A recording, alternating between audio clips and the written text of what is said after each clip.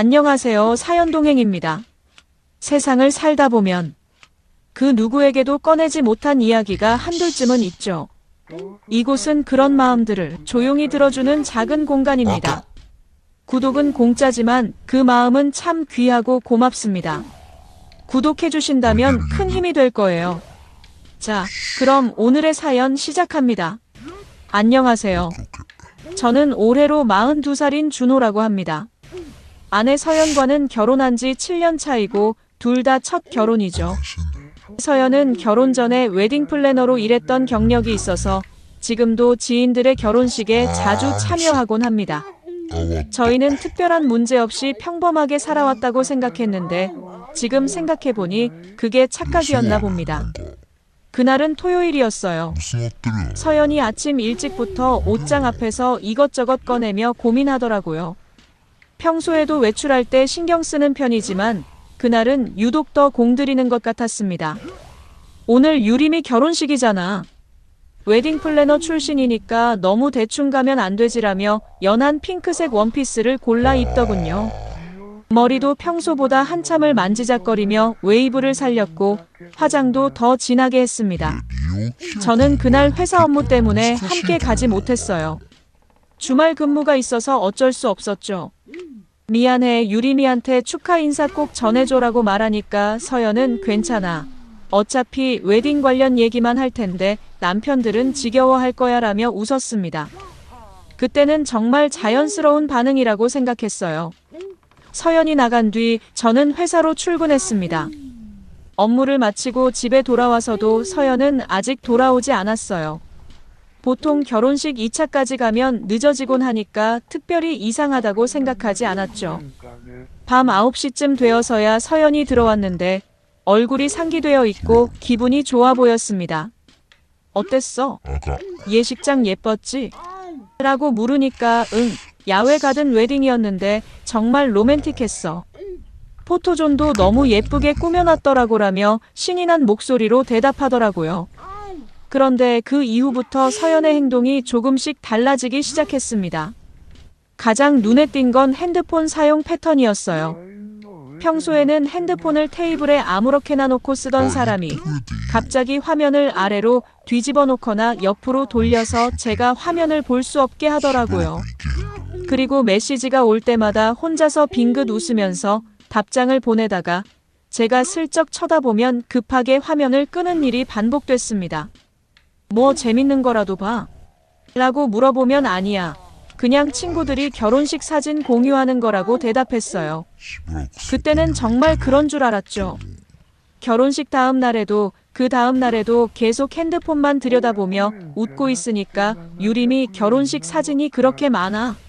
라고 농담 삼아 말했더니 서연이 순간 당황하는 표정을 지었습니다. 아, 응. 웨딩 플래너가 정말 잘 찍었나 봐. 각도별로 엄청 많이 찍었더라고라며 어색하게 웃더라고요. 며칠 후 유림이 단체 카톡방에 웨딩 영상 링크를 올렸습니다. 너무 예쁘게 나왔어요. 다들 한 번씩 봐주세요라는 메시지와 함께였죠. 저도 궁금해서 퇴근 후에 그 영상을 재생해봤어요. 정말 예쁜 야외 웨딩이더라고요. 하얀 천으로 장식된 아치 아래에서 서는 결혼식, 초록 잔디 위에 놓인 하얀 의자들, 그리고 한쪽 구석에 예쁘게 꾸며진 포토존까지. 서연 말대로 정말 로맨틱한 분위기였습니다. 영상 중간에 신부가 부케를 던지는 장면이 나왔어요. 하객들이 환호하며 손을 뻗는 모습이 정말 보기 좋았죠.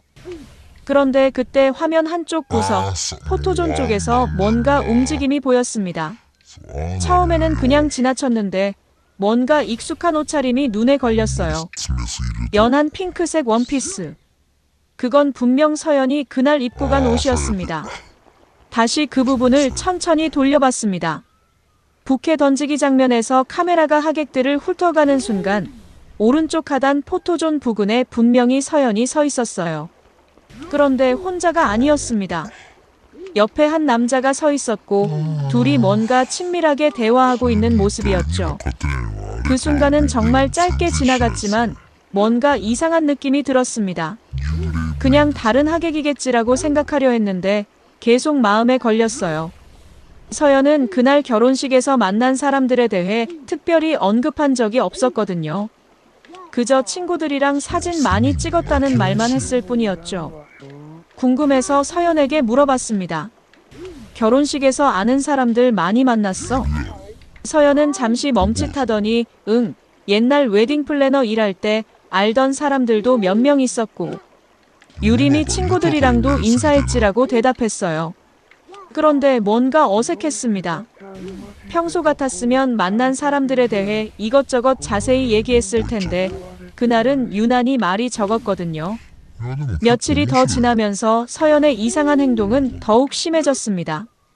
핸드폰 진동이 울릴 때마다 급하게 확인하고 제가 있는 곳에서는 통화를 피하더라고요. 화장실에 갈 때도 핸드폰을 가져가고 샤워할 때조차 핸드폰을 옆에 두고 들어가는 일이 늘어났습니다. 7년을 함께 살면서 이런 모습은 처음 봤어요. 그러던 어느 날 저녁 서연이 핸드폰을 보며 또 혼자 웃고 있었습니다. 이번에는 정말 환하게 웃더라고요. 마치 연인과 메시지를 주고받는 것 같은 그런 표정이었죠. 뭐가 그렇게 재밌어? 라고 물었더니 서연은 깜짝 놀라며 핸드폰을 뒤집었습니다. 아무것도 아니야. 그냥 유림이가 신혼여행 사진 보내줘서라고 얼버무렸어요. 이상했습니다. 유림은 결혼식 이후로 신혼여행을 갔고 바쁠 텐데 그렇게 자주 연락할 리가 없었거든요. 더구나 서연이 그렇게 즐거워할 만큼 재밌는 사진을 매일 보낼 리도 없고요. 뭔가 석연치 않았지만 직접적으로 의심한다고 말하기는 어려웠습니다. 그런데 결정적인 순간이 왔어요. 어느 토요일 오후 서연이 샤워하러 들어간 사이에 거실 소파에 핸드폰을 놓고 간 거예요. 평소 같으면 절대 그러지 않았을 텐데 그날은 깜빡했나 봅니다. 마침 메시지 알림이 울렸고 화면에 미리 보기가 떴어요. 발신자는 민우라는 이름이었고 내용은 오늘 촬영 정말 재밌었어. 다음에는 더 예쁜 곳에서 찍자였습니다. 민우. 저는 서연의 지인 중에 민우라는 사람을 들어본 적이 없었어요. 더구나 촬영이라는 단어가 걸렸습니다. 서연이 언제 누구랑 촬영을 했다는 거죠? 심장이 두근거리기 시작했습니다. 뭔가 잘못되고 있다는 직감이 들었어요. 서연이 샤워에서 나왔을 때 자연스럽게 물어봤습니다. 오늘 어디 갔다 왔어? 오후에 잠깐 나간다고 했잖아. 서연은 응, 유림이랑 카페에서 차 마셨어라고 대답했어요. 하지만 핸드폰 메시지에서는 분명히 촬영이라고 했는데 카페에서 차를 마셨다니 이야기가 맞지 않았습니다. 그날 밤 잠자리에서 서연이 먼저 잠들고 나서 저는 천장을 바라보며 생각에 잠겼습니다. 결혼식 영상에서 본 그 장면, 요즘 들어달라진 서연의 행동, 그리고 오늘 본 메시지까지 모든 것이 연결되고 있는 것 같았어요. 하지만 아직은 확실한 증거가 없었습니다. 그냥 의심일 뿐이라고 생각하려 했지만 마음은 계속 불안했어요. 다음 날 아침, 서연은 평소보다 더 밝은 표정이었습니다. 오늘 날씨 좋네. 오랜만에 공원이라도 산책할까? 라고 제안하더군요. 하지만 제가 좋아라고 대답하자마자 핸드폰이 울렸고 서연은 급하게 확인한 뒤 미안해. 갑자기 급한 일이 생겼어라며 산책 약속을 취소했습니다. 그날 오후 서연이 급하게 외출한 뒤 저는 집에서 혼자 유림의 결혼식 영상을 다시 봤습니다. 이번에는 정말 자세히 천천히 돌려가며 봤어요. 부케 던지기 장면에서 멈춰서 화면을 확대해 봤습니다. 화질이 좀 떨어지긴 했지만 포토존 쪽 상황이 조금 더 선명하게 보였어요. 연한 핑크색 원피스를 입은 서연 옆에 서 있는 남자는 키가 크고 마른 체형이었습니다. 검은색 정장을 입고 있었고 머리는 옆으로 깔끔하게 넘긴 스타일이었어요. 둘이 서로를 바라보며 웃고 있는 모습이 너무나 자연스러워 보였습니다. 마치 오래 알던 사이처럼 편안해 보였죠. 그런데 더 충격적인 건 그 다음 장면이었어요. 부케를 받은 신부의 친구가 환호하는 순간 카메라가 잠깐 포토존 쪽으로 흔들렸는데 그때 서연과 그 남자가 서로 끌어안고 있는 모습이 잡혔습니다. 단순한 포옹이 아니라 정말 연인 같은 포옹이었어요. 남자의 손은 서연의 허리에 감겨 있었고 서연은 그의 가슴에 얼굴을 파묻고 있었습니다. 손이 떨렸습니다. 7년간 함께 살아온 아내가 다른 남자와 그런 모습으로 있다니 믿기지 않았어요. 하지만 영상은 거짓말하지 않았습니다. 분명히 서연이었고 분명히 그녀는 그 남자와 매우 친밀한 관계였습니다. 영상을 몇 번이나 돌려보다가 문득 생각이 났어요. 유림의 결혼식 사진들이 SNS에 올라왔을 텐데 혹시 거기에도 뭔가 단서가 있을까 싶어서 인스타그램을 뒤져봤습니다. 유림의 계정, 포토그래퍼 계정, 그리고 결혼식에 참석했던 다른 사람들의 계정까지 샅샅이 살펴봤어요. 그리고 드디어 결정적인 증거를 발견했습니다. 결혼식 포토그래퍼의 인스타그램에 올라온 사진들 중에 포토존에서 촬영한 하객들의 모습을 담은 사진이 있었어요. 그중 한 장에 서연이 그 남자와 함께 찍은 사진이 있었습니다. 둘이 팔짱을 끼고 활짝 웃으며 셀카를 찍고 있는 모습이었어요. 더 놀라운 건 사진 아래 댓글이었습니다. 누군가가 민우 오빠랑 서연 언니 너무 잘 어울려요. 라고 댓글을 달아놨더라고요. 민우. 바로 그 메시지에서 봤던 그 이름이었습니다. 이제 확실해졌어요. 서연이 만나고 있는 사람은 민우라는 남자였고 적어도 결혼식에서부터 둘의 관계가 시작된 것 같았습니다. 그날 저녁 서연이 돌아왔을 때 저는 최대한 자연스럽게 행동하려 했어요. 어디 갔다 왔어? 라고 물었더니 친구들이랑 쇼핑했어.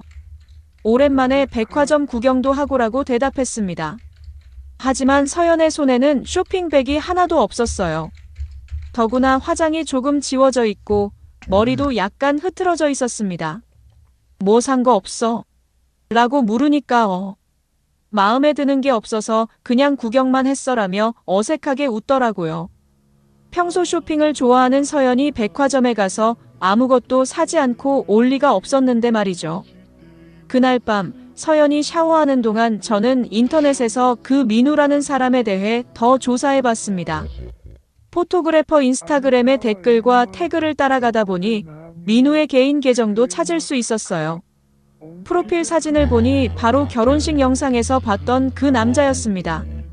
민우의 인스타그램을 살펴보니 더욱 충격적인 사실들이 드러났어요. 최근 올린 사진들을 보면 서연이 최근에 갔다고 했던 장소들과 똑같은 곳에서 찍은 사진들이 있었습니다. 카페, 공원, 전시회장 등등.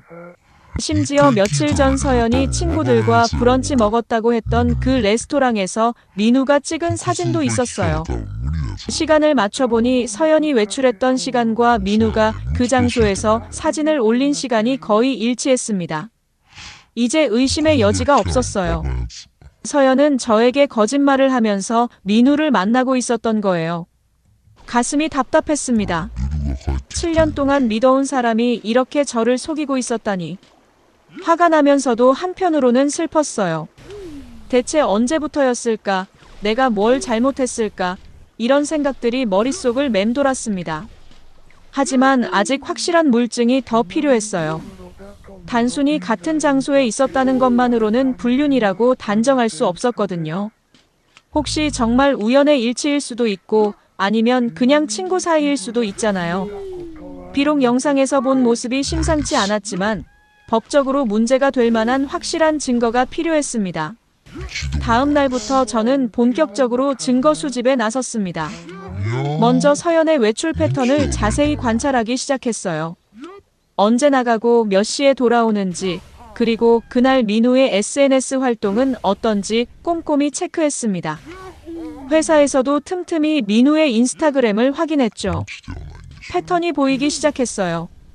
서연이 친구들과 만난다고 하는 날이면 어김없이 민우도 같은 지역에서 활동했습니다. 더 놀라운 건 민우가 올리는 사진들의 배경이었어요. 서연이 최근에 예쁘다며 자랑했던 카페, 전시회, 심지어 새로 생긴 포토스팟까지 모두 민우가 먼저 다녀온 곳들이었습니다. 그런데 결정적인 순간이 왔어요. 어느 목요일 오후 서연이 오늘 늦을 것 같아.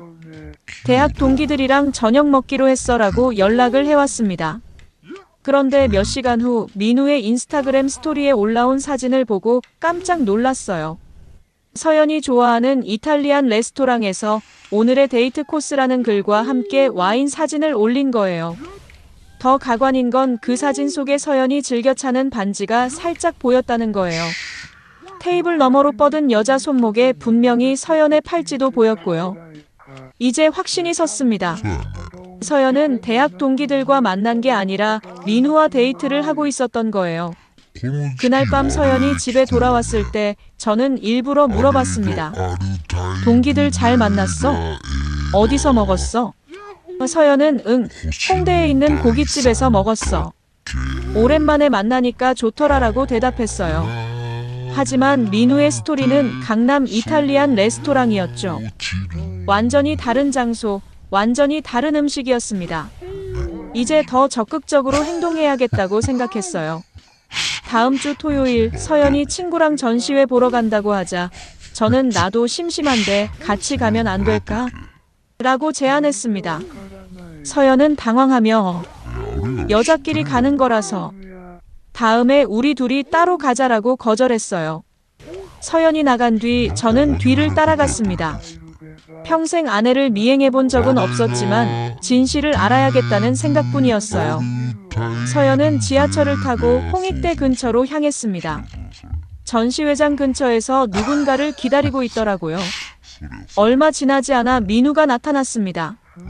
둘이 만나자마자 자연스럽게 손을 잡고 걸어가는 모습을 보고 정말 충격을 받았어요. 7년 동안 결혼 생활을 했는데 서연이 다른 남자와 손을 잡고 다니는 모습을 보게 될 줄이야. 가슴이 찢어지는 것 같았습니다. 더 견디기 힘든 건 둘의 모습이 너무나 자연스럽다는 거였어요. 마치 오래된 연인처럼 편안하게 대화하고 웃고 서로를 바라보는 눈빛이 예사롭지 않았습니다. 전시회장 안에서도 민우가 서연의 허리에 손을 두고 설명해주는 모습, 서연이 민우의 팔에 기대어 작품을 보는 모습까지 완전히 연인의 모습이었어요. 전시회가 끝난 후 둘은 근처 카페로 이동했습니다. 저는 멀리서 지켜보며 사진을 찍었어요. 증거로 남겨야겠다는 생각이 들었거든요. 카페 창가 자리에 앉은 둘은 테이블 너머로 손을 맞잡고 진지하게 대화를 나누고 있었습니다. 그런데 더 충격적인 장면이 벌어졌어요. 대화 도중 민우가 갑자기 일어나더니 서연 옆으로 가서 앉았습니다. 그리고 서연의 어깨에 팔을 두르고 뺨에 키스를 했어요. 서연도 전혀 거부하지 않고 오히려 민우에게 기대며 행복해하는 표정이었습니다. 그 순간 정말 현실이 믿기지 않았어요. 몇 시간 전까지만 해도 친구랑 전시회 본다던 아내가 다른 남자와 키스하고 있다니. 핸드폰으로 그 장면을 찍으면서 손이 덜덜 떨렸습니다. 분노와 배신감, 그리고 슬픔이 한꺼번에 밀려왔어요. 집에 돌아와서 저는 하루 종일 멍하니 앉아 있었습니다. 서연은 저녁 늦게 돌아와서 전시회 정말 좋았어. 다음에 꼭 같이 가자라며 환한 미소를 지었어요. 그 미소가 얼마나 가식적으로 보이던지 평생 그렇게 화가 난 적이 없었습니다. 하지만 아직 참아야 했어요. 성급하게 따지고 들면 서연이 증거를 인멸할 수도 있었거든요. 더 확실한 물증을 잡아야 했습니다.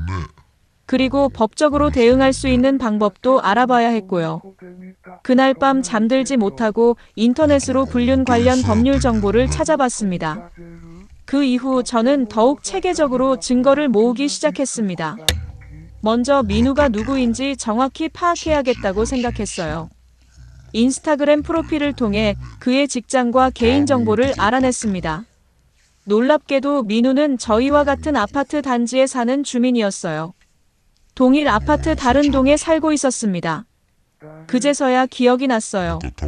지하 주차장에서 몇 번 마주친 적이 있었는데 그때는 그냥 같은 아파트 주민이려니 했었죠. 키 크고 마른 체형의 깔끔한 인상의 남자. 인사를 나눈 적도 몇 번 있었는데 설마 그 사람이 제 아내와 불륜을 저지르고 있을 줄이야. 세상이 정말 좁다는 생각이 들었습니다. 민우의 직장도 알아냈어요. 시내 광고회사에서 크리에이티브 디렉터로 일하고 있었습니다. 나이는 36으로 저보다 6살 어렸고 미혼이었어요. SNS를 보니 평소 사진 찍는 걸 좋아하고 맛집 탐방이나 전시회 관람 같은 문화 활동을 즐기는 스타일이더라고요. 서연이 좋아하는 취향과 정확히 일치했습니다. 더 놀라운 건 둘의 만남이 단순한 우연이 아니었다는 거예요.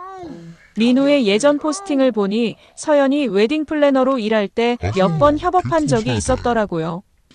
웨딩 촬영을 맡은 포토그래퍼와 웨딩 플래너로 만난 거였죠.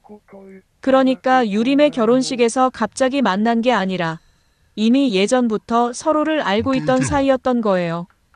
이 사실을 알고 나니 더욱 화가 났습니다. 서연은 저에게 민우에 대해 이런 방구도 언급한 적이 없었거든요. 예전에 함께 일했던 동료라면 자연스럽게 얘기할 만한데 완전히 숨기고 있었던 거죠. 분명 그때부터 뭔가 있었을 거라는 생각이 들었어요. 다음 주부터는 더욱 구체적인 증거 수집에 나섰습니다. 서연의 외출 일정을 미리 파악해서 뒤를 따라가거나 아니면 민우의 SNS 활동을 통해 둘의 만남을 예측했어요. 그리고 매번 사진과 동영상으로 기록했습니다.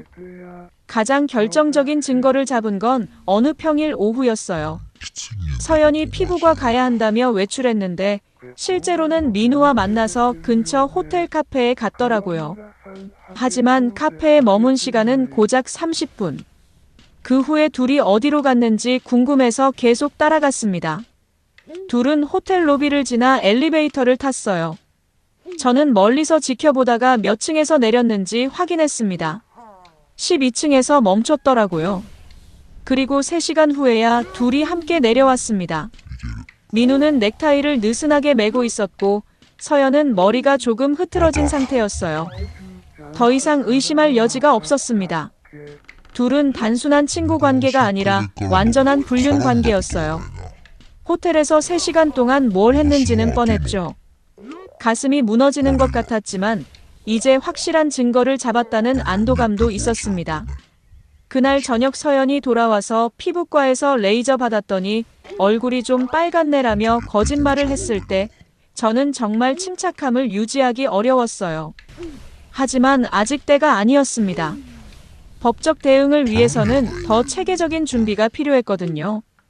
다음 날부터 저는 변호사 상담을 받기 시작했어요. 불륜에 대한 법적 대응 방안, 위자료 청구 절차, 그리고 이혼 과정에서 유리한 위치를 점하는 방법 등을 자세히 알아봤습니다. 변호사는 제가 수집한 증거들이 매우 구체적이고 명확하다며 충분히 승산이 있다고 말해줬어요. 특히 같은 아파트에 사는 사람과의 불륜이라는 점이 더욱 악질적이라고 평가했습니다. 단순한 우연이 아니라 계획적이고 지속적인 만남이었기 때문이죠. 게다가 호텔 출입 기록, 시간대별 사진 증거, SNS 포스팅 내용까지 모든 것이 일치하니 변명의 여지가 없다는 거였어요. 변호사와 상의 결과 일단 상간남인 민우부터 법적 조치를 취하기로 했습니다. 서연에게는 아직 들키지 않은 상태에서 민우를 먼저 압박하면 더 많은 정보를 얻을 수 있을 거라는 판단이었어요. 그리고 민우가 먼저 자백하면 서연도 어쩔 수 없이 인정할 수밖에 없을 거고요. 집에 돌아와서 서연이 여전히 민우와 메시지를 주고받으며 웃고 있는 모습을 보니 이제 정말 마지막이라는 생각이 들었어요. 곧 모든 게 끝날 거였습니다. 7년의 결혼 생활, 그리고 서연에 대한 모든 믿음과 사랑이 완전히 무너질 순간이 다가오고 있었어요. 하지만 더 이상 참을 수 없었습니다. 진실을 알고도 모른 척하고 살 수는 없었거든요. 이제 반격할 시간이었습니다. 변호사와 상의한 대로 저는 민우에 대한 더 구체적인 정보를 수집했습니다. 그의 정확한 주소, 직장 위치, 차량 번호까지 모든 것을 파악했어요. 아파트 관리사무소에 정당한 사유로 문의해서 민우의 전체 이름과 연락처도 확보했습니다. 가장 중요한 건 둘의 불륜 행위를 시간순으로 정리하는 것이었어요. 유림의 결혼식에서 처음 포착된 친밀한 모습부터 시작해서 각종 데이트 장소에서의 사진들, 호텔 출입 영상까지 모든 증거를 날짜별로 정리했습니다. 총 2개월 동안 15차례의 만남이 있었고 그중 호텔에 함께 들어간 것만 5번이었어요. 특히 민우의 SNS 포스팅과 서연의 거짓말을 대조한 표는 정말 압권이었습니다. 서연이 대학 동기들과 만났다고 한 날 민우가 올린 오늘의 데이트 포스팅, 서연이 피부과 같다고 한 날 민우의 호텔 라운지에서 달콤한 시간 스토리까지 완벽하게 일치하는 증거들이었어요.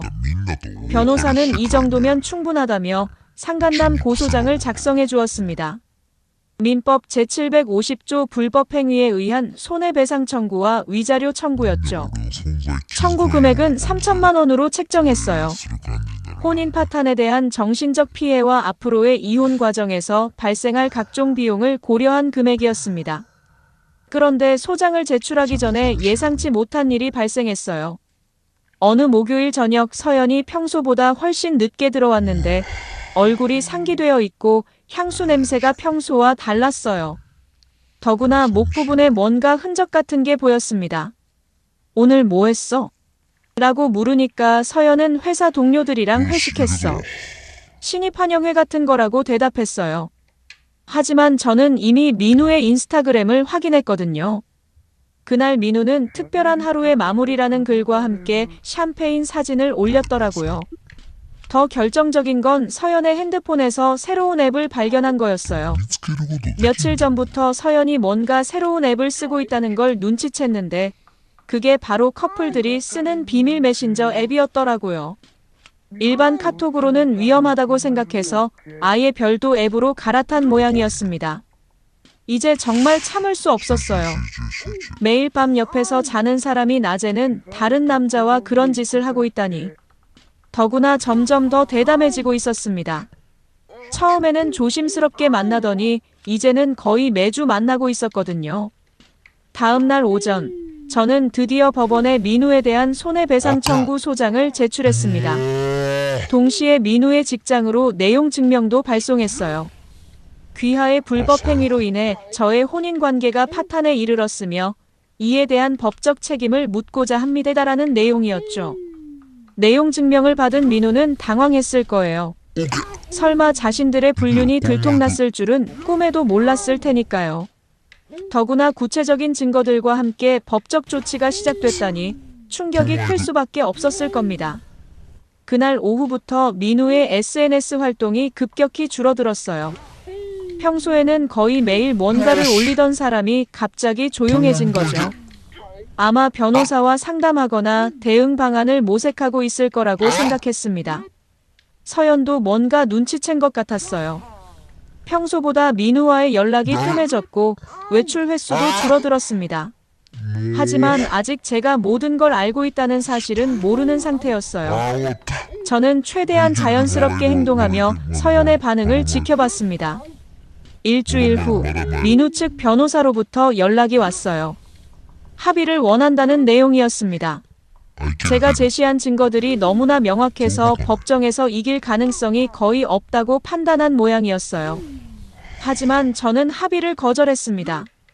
이런 일에 대해서는 반드시 법적 판단을 받아야 한다고 생각했거든요. 재판 날짜가 잡혔다는 통지를 받았을 때 이제 정말 모든 것이 공개될 시간이 다가왔다는 걸 실감했어요. 서연은 아직도 아무것도 모르고 있었지만 곧 충격적인 진실을 마주하게 될 거였습니다. 그리고 저 역시 7년간의 결혼 생활에 완전히 마침표를 찍게 될 거고요. 그날 밤 서연이 "요즘 왜 이렇게 조용해? 무슨 일 있어?" 라고 물었을 때 저는 "곧 알게 될 거야" 라고 대답했습니다. 서연은 무슨 뜻인지 모르겠다는 표정이었지만 저는 더 이상 설명하지 않았어요. 어차피 며칠 뒤면 모든 게 밝혀질 테니까요. 재판 당일 저는 일찍 법원에 도착해서 준비를 마쳤습니다. 민우도 변호사와 함께 나타났는데 얼굴이 창백하고 불안해 보였어요. 그도 그럴 게 제가 준비한 증거들의 목록을 미리 받아봤을 테니까 변명할 여지가 없다는 걸 알고 있었을 거예요. 재판부 앞에서 증거를 제시하는 순간이 정말 인상 깊었습니다.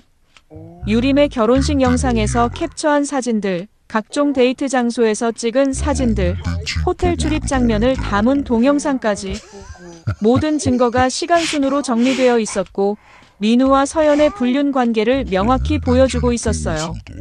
가장 결정적이었던 건 민우의 SNS 포스팅과 서연의 거짓말을 대조한 자료였습니다. 오늘의 데이트 코스라며 올린 사진과 서연이 저에게 친구들과 만났다고 한 시간이 정확히 일치하는 증거들. 재판장도 이 부분에서 특히 관심을 보였어요. 민우 측 변호사는 단순한 친구 관계였고 사진들은 우연히 같은 장소에 있었던 것뿐이라고 주장했지만 호텔 출입 영상 앞에서는 할 말이 없었습니다. 3시간 동안 호텔에 함께 있었던 것을 어떻게 설명할 수 있겠어요? 더구나 민우의 카톡 메시지까지 증거로 제출됐거든요. 서연의 핸드폰에서 삭제된 메시지들이지만 통신사 기록을 통해 복구한 것들이었어요. 오늘 정말 행복했어. 다음에는 더 좋은 곳에서 만나자. 당신 남편이 의심하고 있는 것 같지 않아? 같은 내용들이 적나라하게 드러났습니다. 재판 과정에서 민우는 결국 모든 사실을 인정할 수밖에 없었어요. 변호사의 조언에 따라 깊이 반성하고 있으며 피해자에게 진심으로 사죄한다는 취지의 진술을 했습니다. 하지만 이미 늦었죠. 법은 감정을 고려하지 않거든요. 재판장은 판결문에서 이렇게 말했습니다. 피고는 기혼자인 원고의 배우자와 지속적이고 계획적인 불륜 관계를 유지하여 원고의 혼인 관계를 파탄에 이르게 했으며 이는 명백한 불법 행위에 해당한다. 특히 같은 아파트 거주자로서 더욱 신중했어야 함에도 불구하고 악의적으로 행동한 점을 고려하여 위자료 2,500만 원을 지급하라. 민우는 그 자리에서 고개를 숙였고 그의 변호사는 항소하지 않겠다고 말했어요. 이미 모든 증거가 명확한 상황에서 항소해봤자 소용없다는 걸 알고 있었던 거죠. 재판이 끝나고 법원을 나서는데 마침 서연으로부터 전화가 왔어요. 어디야? 오늘 일찍 들어온다고 했잖아. 저는 곧 들어갈게. 그런데 할 얘기가 있어라고 대답했습니다. 드디어 서연에게 모든 걸 말할 시간이 온 거예요. 집에 들어가니 서연이 저녁 준비를 하고 있었어요. 평소와 다를 바 없는 모습이었죠. 하지만 이제 그 모든 일상이 거짓이었다는 걸 알고 있었습니다. 앉아봐.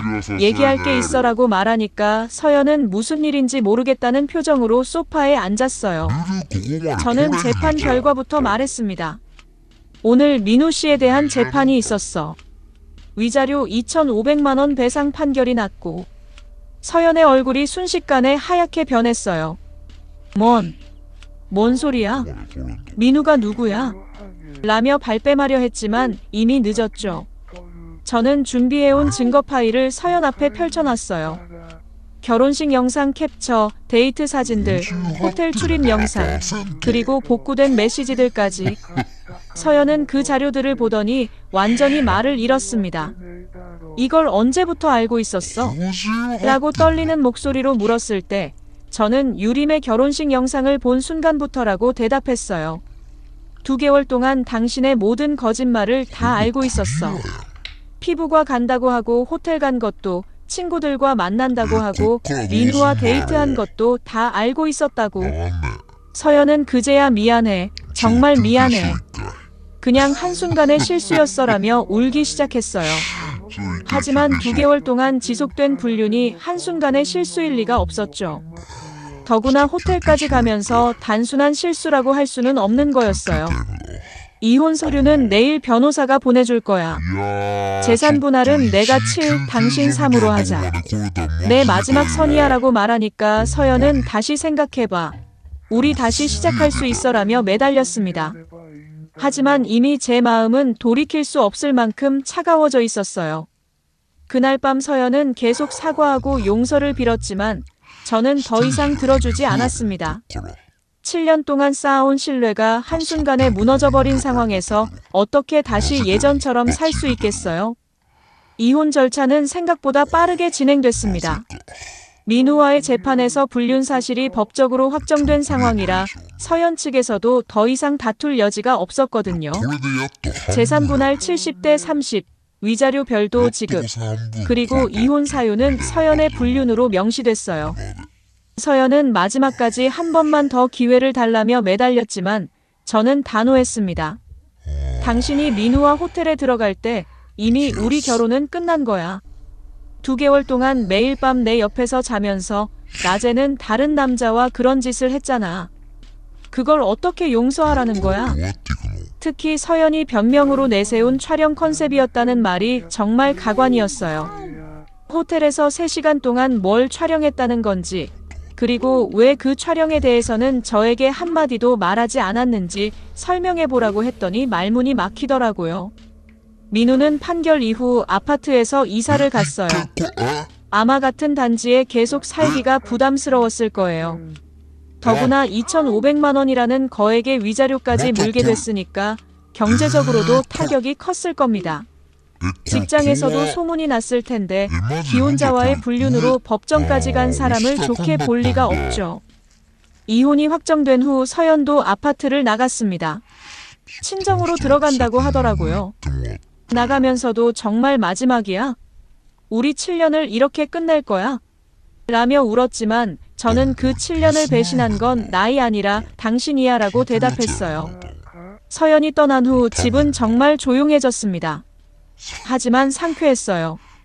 더 이상 거짓말하는 사람과 함께 살지 않아도 되니까요. 매일 밤 옆에서 자는 사람이 낮에는 다른 남자를 만난다고 생각하며 살았던 그 스트레스가 사라지니까 정말 속이 시원했습니다. 가장 만족스러운 건 법적으로 완벽하게 승리했다는 거예요. 민우로부터는 위자료 2,500만 원을 받았고 재산 분할도 제가 70%를 가져갔습니다. 더구나 이혼 사유가 서연의 불륜으로 명시되어 있으니까 앞으로 서연이 재혼할 때도 불리할 거예요. 무엇보다 제가 수집한 증거들이 얼마나 완벽했는지 다시 한번 확인할 수 있었어요. 유림의 결혼식 영상에서 시작해서 호텔 출입까지 시간 순으로 정리된 모든 증거들이 법정에서 완벽하게 인정받았거든요. 변호사도 이렇게 체계적으로 증거를 수집한 의뢰인은 처음 본다며 감탄했어요. 재판 과정에서 재미있었던 건 서연과 민우의 반응이었어요. 처음에는 그냥 친구 사이라고 발뺌하다가 사진 증거가 나오니까 단순한 스킨십이라고 했고 호텔 영상이 나오니까 업무상 미팅이라고 했다가 메시지 내용이 공개되니까 결국 모든 걸 인정할 수밖에 없었거든요. 특히 서연이 촬영 컨셉이었다고 주장했을 때 재판장이 그럼 그 촬영 결과물은 어디 있습니까? 라고 물어봤는데 서연은 대답을 못하더라고요. 당연하죠. 처음부터 촬영이 아니라 불륜이었으니까요. 지금 생각해보니 서연의 모든 행동이 너무나 뻔뻔했어요. 남편 몰래 다른 남자와 불륜을 저지르면서도 집에서는 아무 일 없었다는 듯이 행동했잖아요. 심지어 다음에 우리 둘이 전시회 가자라며 제게 거짓말까지 했고요. 하지만 결국 진실은 드러나게 되어 있어요. 아무리 숨기려고 해도 증거는 남게 마련이거든요. 특히 요즘처럼 모든 게 기록되는 시대에는 더더욱 그렇죠. 서연과 민우도 자신들이 그렇게 많은 흔적을 남기고 있다는 걸 몰랐을 거예요. 마지막으로 이 이야기를 듣고 계신 여러분께 한마디 드리고 싶어요. 만약 배우자의 행동이 이상하다고 느끼신다면 그냥 넘어가지 마세요. 직감이라는 건 대부분 맞거든요. 그리고 확실한 증거를 잡기 전까지는 절대 성급하게 따지지 마시고 체계적으로 준비하세요. 저는 2개월 동안 참고 견디면서 완벽한 증거를 모았기 때문에 법정에서 완승할 수 있었어요. 만약 처음 의심이 들었을 때 바로 따졌다면 서연이 증거를 인멸했을 수도 있었겠죠. 진실은 숨겨도 렌즈에는 찍힙니다. 서연과 민우가 놓친 건 그날 카메라의 방향이었어요. 유림의 결혼식 영상에 자신들의 모습이 담길 줄은 꿈에도 몰랐을 거거든요. 하지만 그 한 장면이 모든 것의 시작이었고 결국 진실을 밝혀내는 열쇠가 됐습니다. 요약하자면 7년 결혼 생활 중 아내가 같은 아파트에 사는 남자와 불륜을 저질렀고 저는 2개월간 증거를 수집해서 상간남으로부터 2,500만 원 위자료를 받고 유리한 조건으로 이혼했습니다. 여러분이라면 이런 상황에서 어떻게 하셨을까요? 여러분, 오늘 사연 어떻게 들으셨나요? 지금 이 순간 무슨 생각이 드셨는지도 궁금합니다. 여러분의 소중한 생각을 댓글로 남겨주세요. 지금까지 사연동행이었습니다. 함께 해주신 모든 분들께 진심으로 마음 깊이 감사드립니다. 방송 끝나기 전에 혹시 아직 구독과 좋아요 안 누르셨다면 그 한 번의 클릭이 이 채널을 계속 이어가게 하는 큰 힘이 된답니다. 다음 사연에서 다시 인사드릴게요. 여러분 평안하세요.